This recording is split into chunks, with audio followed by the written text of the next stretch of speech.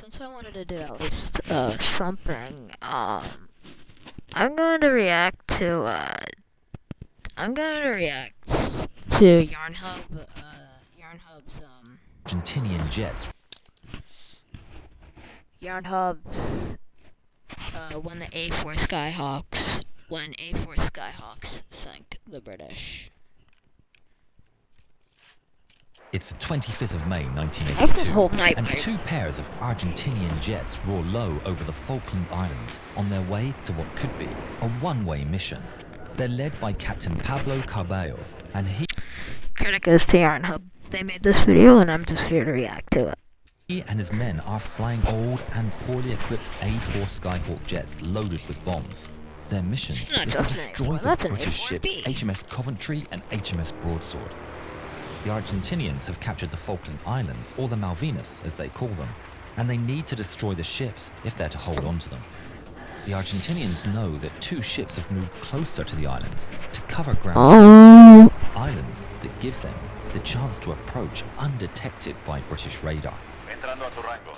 That's actually really smart. I'm trying to find my freaking slide whistle. I am afraid I cannot find my slide whistle. Oh, never mind, I found it. Yeah, I got a slide whistle now.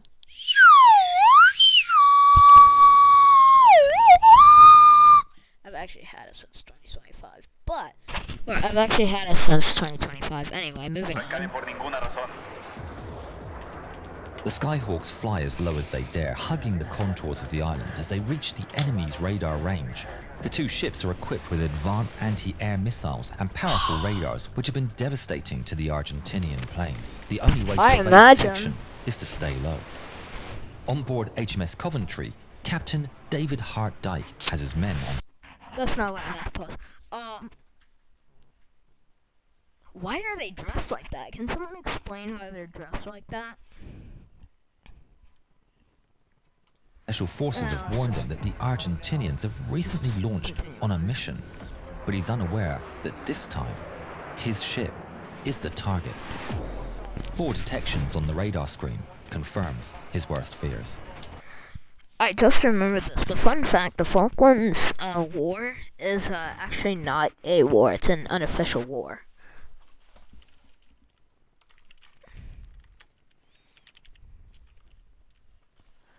See, you can see right here, was a 10-week undeclared war between Argentina and the United Kingdom. South Georgia and the Sandwich Islands. Sandwich Islands. What a silly name. 225 range 30. Captain Hart Dyke immediately orders a crew to action station and alarms blare on both ships. And swiftly, the mighty Sea Dart's surface-to-air missiles turn to bear. The Skyhawks, at the same time, approach Pebble Island and hug its contours.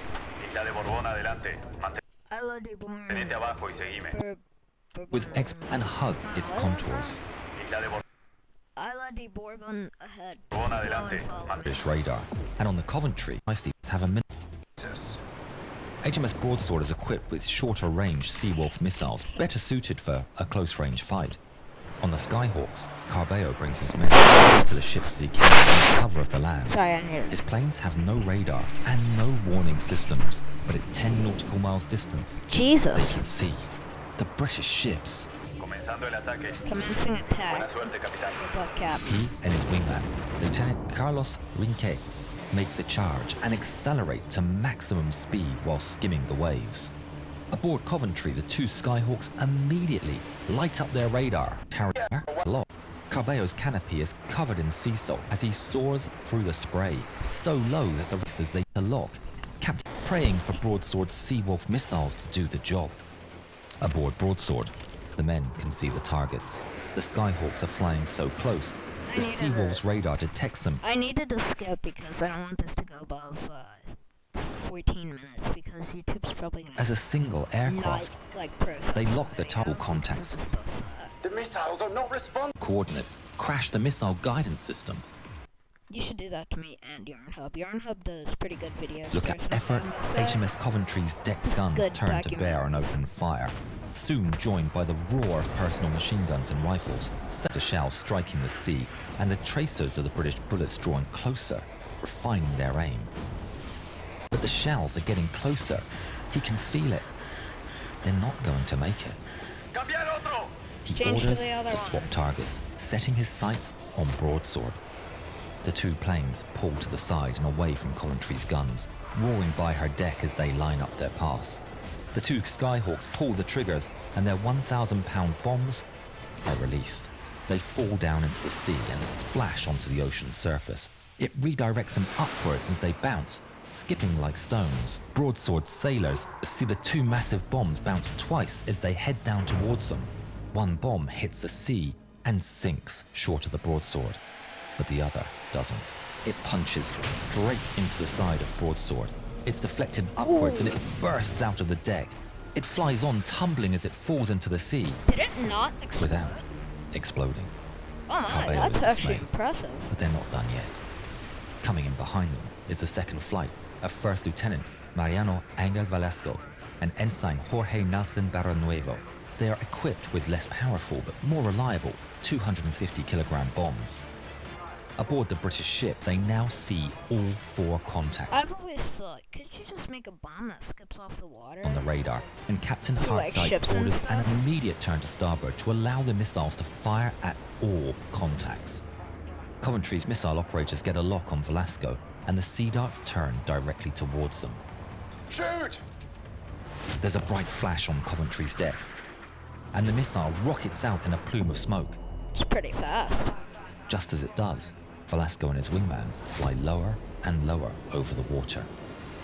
They disappear from the British radar, and the missile goes straight. The sailors are aghast as the missile loses track and flies away. Velasco sees the missile fly off 500 meters to his right, Ooh.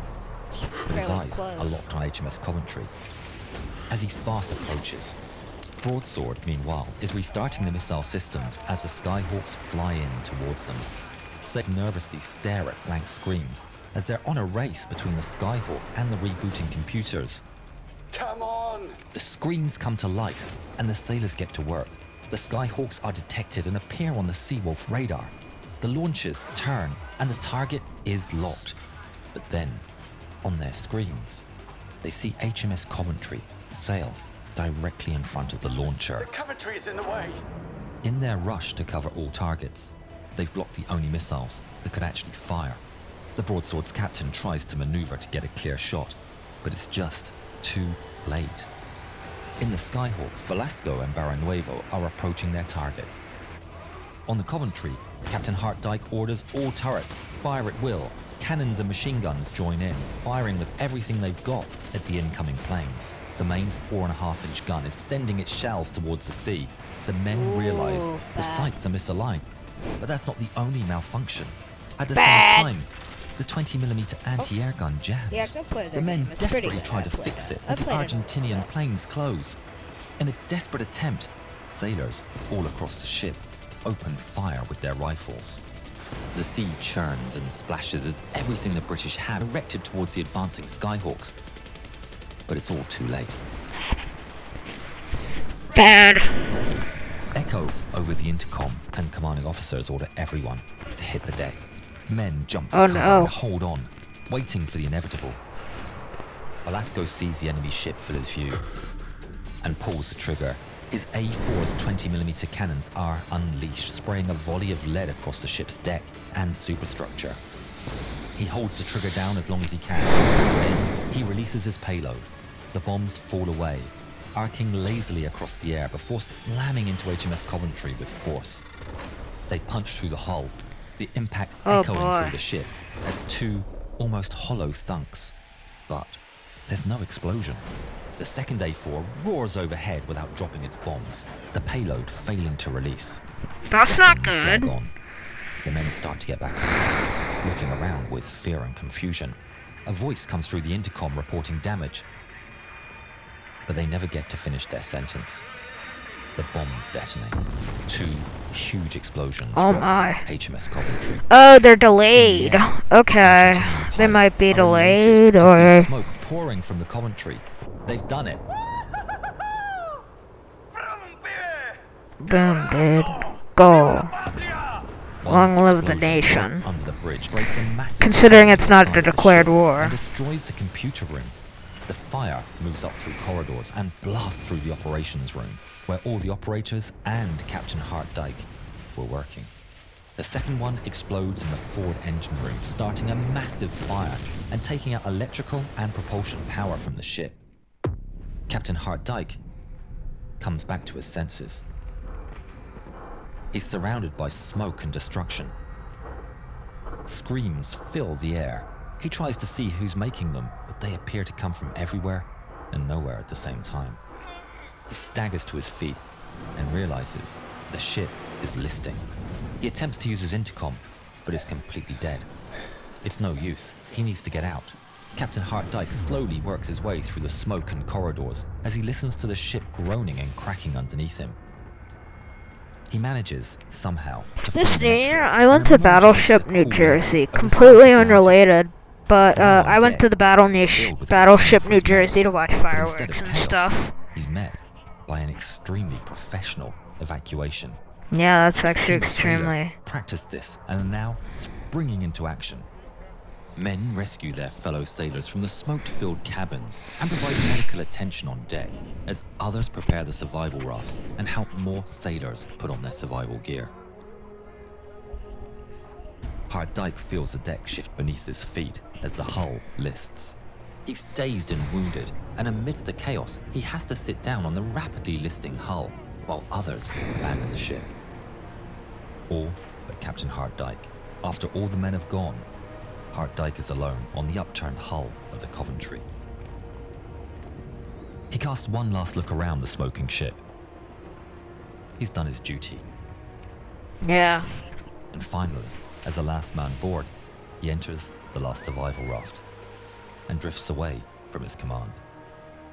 Due to the professionalism of the British, 170 survivors would be picked up from the water by HMS Broadsword and the British rescue helicopters.